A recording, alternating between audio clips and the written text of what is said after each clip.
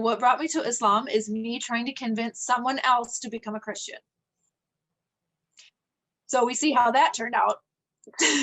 So I was living in Hollywood at the time, and I was a production manager for like TV and film, music videos, this and that. And I was very Christian, and I was like teaching Sunday school, all this. And there was a colleague of mine that worked on this HBO show with me, and he was Muslim. And I was trying to convince him that he should come to church with me so he could, see the truth, of course. And yeah, and he was like, thank you, but I'm not at all interested in that. And I said, well, who cares? It's like, you're not signing a contract for life. Like, just come to church one time. It's like an hour on a Sunday. Like, it's not going to kill you. If you don't like it, don't go back. And he was like, yeah, no, I'm not going to do that. And so I was like, what the heck? What has him so stuck on his religion that he won't even come for an hour? Like, oh, is your religion that cool? You can't like hang out for an hour? No. So I said, all right, listen, I have a Bible and I can quote Bible verses to you all day long, but it doesn't affect you because it's not your book. It's not your verses. It's not your scripture. What do you care? Okay, fine. Give me your book. Give me this Quran or whatever it is that you're reading, your moon and stars worshiping book. And I said, let me read that. And then I'm going to use your text against you to prove to you why none of this makes sense. And this is why you should be Christian.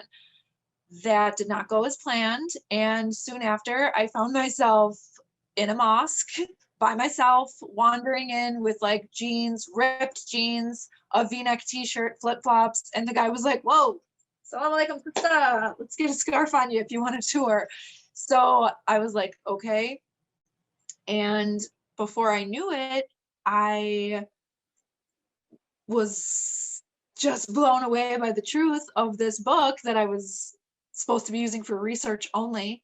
And pretty soon I was like, I think I know what I need to do. And this is hilarious because I've always thought Muslims are crazy people. I'm just brainwashed by the news here. And, I didn't know anything about it. I thought they were just doing some like ritual stuff and blah, blah, blah. I didn't know what was going on. And so when I start reading the Quran, I see all these questions that I've had in Christianity for so long. All of them were answered. And I'm like, wait a minute. You guys know about Adam and Eve? You guys know Moses too? What? These are our guys. I'm Christian. These are our dudes. Like, why are you like, you should know about this. How do you guys know? Well, I didn't realize how similar Islam is to Christianity. And I'm thankful that I knew as much as I did, because otherwise, had I not known those stories, I would have probably been a little hesitant. Like, okay, you're telling me this guy throws a stick down and all of a sudden it's a snake. All right, okay. No, thanks.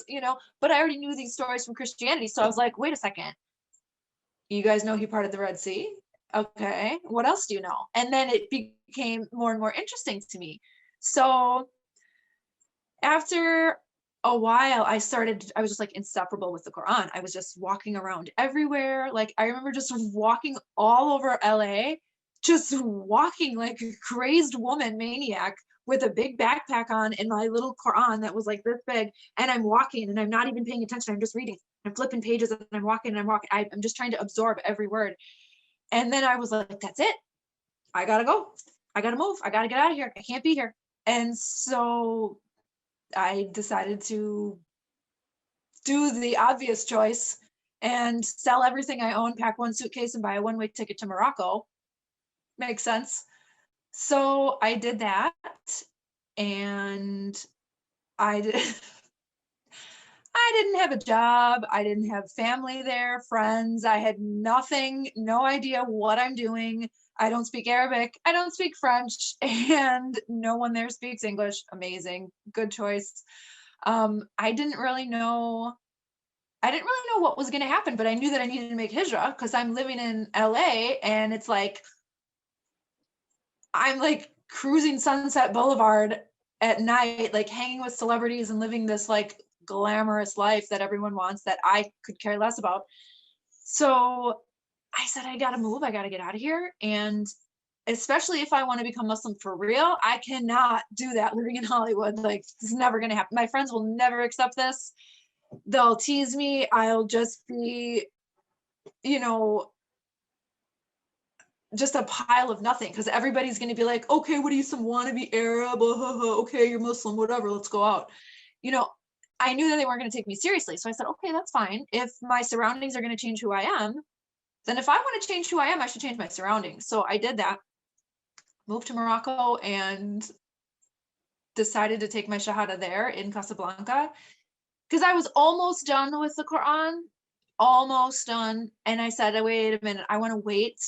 It took me like 2 weeks after I arrived to finish the rest of it, because I was like, everything makes sense, but I don't want to take the Shahada and become Muslim, because I know what a serious decision and life-changing statement that it is. You don't just like undo it and say, no, I was just kidding, I want to be Christian again. I knew that it was something very, very serious. So I said, well, I don't want to have this book that I'm 98% done with, and then I become Muslim, and all of a sudden the last, like, chapter and a half, there's some little like, oh, by the way, this, and this. And then I didn't want to be stuck. So I said, okay, let me finish the whole entire thing, and then I will take my Shahada. So I did that. That was December 31st, 2010. So it's been over a decade now that I'm Muslim, Alhamdulillah.